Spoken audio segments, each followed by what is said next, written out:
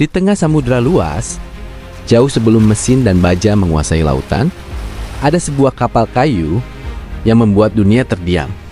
Bukan kapal modern, bukan kapal perang Eropa, tapi kapal dari Nusantara.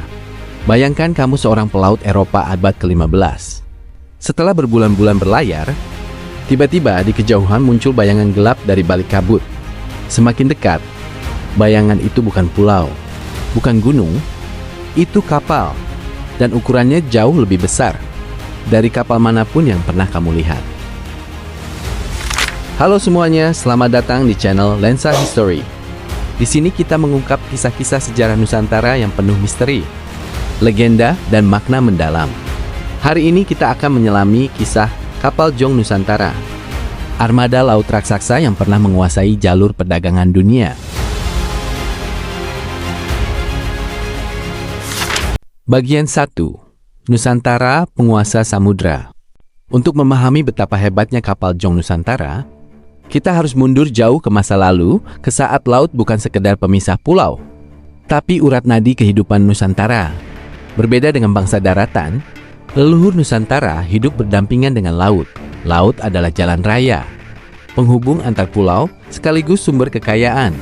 Letak Nusantara berada di persimpangan dunia, diapit oleh Samudra Hindia dan Samudra Pasifik, serta berada tepat di jalur perdagangan internasional. Setiap kapal dari Tiongkok, India, Arab, hingga Afrika Timur yang ingin berdagang harus melewati perairan Nusantara. Inilah sebabnya, jauh sebelum bangsa Eropa datang, Nusantara telah menjadi pusat perdagangan dunia. Kerajaan seperti Sriwijaya menguasai Selat Malaka, jalur laut paling penting pada masanya. Siapa yang menguasai Selat Malaka sama dengan menguasai arus perdagangan global, dan Sriwijaya memahaminya dengan sangat baik. Setelah Sriwijaya, muncul kekuatan maritim yang lebih besar, Majapahit. Majapahit bukan sekedar kerajaan darat, tapi kekaisaran maritim. Wilayahnya terbentang luas, disatukan bukan oleh tembok atau jalan darat, melainkan oleh lautan. Bagi Majapahit, laut bukan penghalang, laut adalah kekuatan.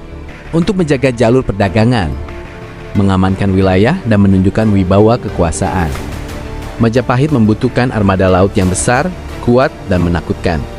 Dari sinilah lahir kapal-kapal raksasa Nusantara. Kapal yang bukan hanya mampu mengarungi samudra luas, tapi juga mengangkut ratusan orang, persediaan berbulan-bulan, dan pasukan dalam jumlah besar. Kapal itu bernama kapal Jong Nusantara. Saat bangsa Eropa masih belajar membaca arah angin, orang-orang Nusantara telah menguasai musim, arus laut, dan teknik pelayaran jarak jauh. Mereka berlayar bukan dari pantai ke pantai, tapi dari samudra ke samudra. Dan inilah alasan mengapa ketika bangsa Eropa akhirnya tiba di perairan Nusantara, mereka tidak datang sebagai penguasa. Mereka datang sebagai pendatang yang perlahan mulai menyadari bahwa mereka sedang memasuki wilayah para penguasa samudra.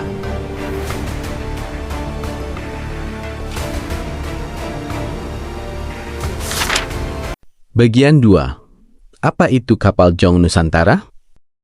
Setelah memahami bagaimana Nusantara menguasai samudra, sekarang kita masuk ke pertanyaan penting. Sebenarnya apa itu kapal Jong Nusantara? Kata Jong berasal dari bahasa Tionghoa, Chuan, yang berarti kapal besar. Namun Jong Nusantara bukan sekedar kapal biasa. Jong adalah kapal laut terbesar di Asia Tenggara abad pertengahan. Digunakan oleh kerajaan-kerajaan besar seperti Sriwijaya, Majapahit, hingga kerajaan-kerajaan pesisir Nusantara. Catatan sejarah menyebutkan, panjang Jong bisa mencapai 50 hingga 70 meter, lebar belasan meter, dan mampu membawa 300 sampai 800 orang sekaligus. Bahkan ukurannya seringkali lebih besar dari kapal Portugis dan Spanyol yang datang ke Nusantara pada abad ke-15. Sebagai perbandingan, kapal Eropa pada masa yang sama rata-rata jauh lebih kecil dan ramping. Di lautan terbuka, kapal Jong tampak seperti benteng terapung. Daya angkut luar biasa. Kapal Jong dirancang bukan hanya untuk berlayar, tapi untuk bertahan lama di samudra. Kemampuan angkut 200 hingga 800 orang, muatan rempah-rempah, persediaan makanan berbulan-bulan, bahkan kuda dan senjata. Ini berarti satu kapal Jong mampu berfungsi sebagai kapal dagang, kapal logistik, sekaligus kapal perang. Sistem layar dan kendali, kapal Jong menggunakan layar besar berlapis. Dirancang untuk memanfaatkan angin muson. Para pelaut Nusantara memahami perubahan musim angin, bukan berdasarkan tebakan, tapi berdasarkan pengetahuan turun-temurun. Itulah sebabnya pelayaran jarak jauh menjadi sesuatu yang biasa bagi mereka. Material dan struktur kapal. Hal paling unik dari kapal Jong terletak pada cara pembuatannya. Berbeda dengan kapal Eropa yang menggunakan paku besi. Kapal Jong Nusantara dibangun tanpa paku besi. Papan-papan kayu disatukan menggunakan pasak kayu dan teknik ikatan khusus. Hasilnya adalah kapal yang lentur menghadapi ombak besar, namun tetap sangat kuat. Fungsi multiperan. Kapal Jong bukan sekedar alat transportasi. Ia adalah simbol kekuasaan kerajaan, alat diplomasi, sekaligus senjata strategis. Ketika kapal Jong berlabuh di pelabuhan asing, pesannya jelas, inilah kekuatan Nusantara. Dengan ukuran raksasa, daya angkut luar biasa, dan teknologi yang maju. Kapal Jong Nusantara bukan kapal biasa pada zamannya. Dan inilah alasan mengapa bangsa Eropa yang pertama kali melihatnya tidak merasa unggul, tapi justru mulai merasa tertinggal. Bagian 3. Kenapa kapal Jong Nusantara menghilang?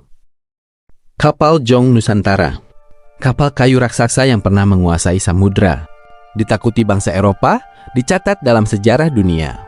Tapi hari ini, kapal itu lenyap, tidak berlayar, tidak dibangun, bahkan hampir terlupakan.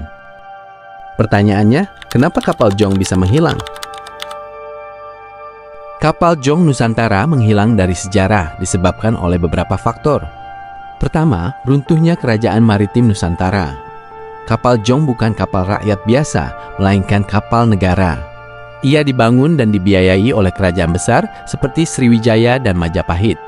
Ketika kerajaan-kerajaan ini runtuh, pelabuhan besar melemah, armada laut bubar, produksi kapal raksasa berhenti.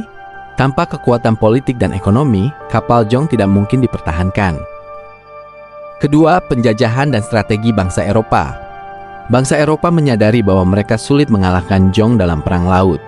Karena itu mereka memilih strategi adu domba antar kerajaan, penguasaan pelabuhan strategis, kontrol jalur perdagangan. Akibatnya Nusantara kehilangan kendali atas lautnya sendiri, dan kapal Jong perlahan tersingkir. Ketiga, pembatasan dan larangan pembuatan kapal besar. Di masa kolonial, pembuatan kapal besar lokal diawasi, dibatasi, bahkan dilarang. Karena kapal besar berarti kekuatan militer, mobilisasi pasukan, ancaman perlawanan. Kolonial tidak ingin Nusantara memiliki armada laut mandiri. Keempat, terputusnya pengetahuan teknologi leluhur. Kapal Jong dibangun tanpa paku besi, menggunakan pasak kayu, ikatan tali khusus, teknik sambungan rumit. Ilmu ini tidak ditulis, tapi diwariskan secara lisan dan praktik. Saat pembangunan kapal berhenti, undagi kapal menghilang. Ilmu tidak diwariskan, teknologi pun lenyap dalam beberapa generasi. Kelima, perubahan sistem perdagangan dunia. Setelah bangsa Eropa menguasai laut, sistem dagang global berubah. Kapal Nusantara tidak lagi dominan. Peran kapal Jong menjadi tidak relevan dalam sistem kolonial. Kapal besar Nusantara dianggap tidak dibutuhkan oleh penguasa kolonial. Keenam, sejarah yang ditulis dari sudut pandang penjajah.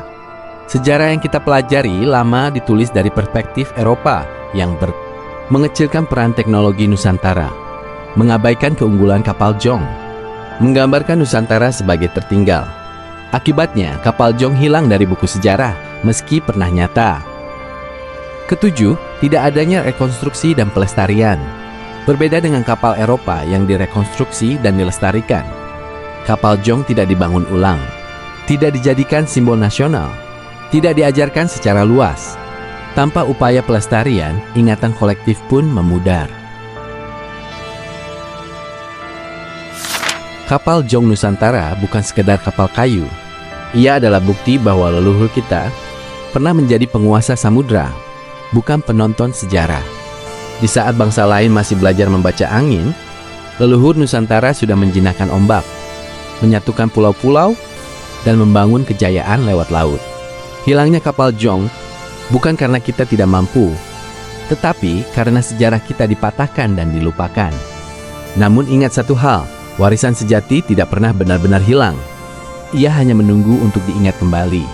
Jika hari ini kita kembali belajar, kembali menghargai, dan kembali bangga pada jati diri maritim kita, maka semangat kapal Jong akan kembali berlayar di jiwa generasi Nusantara.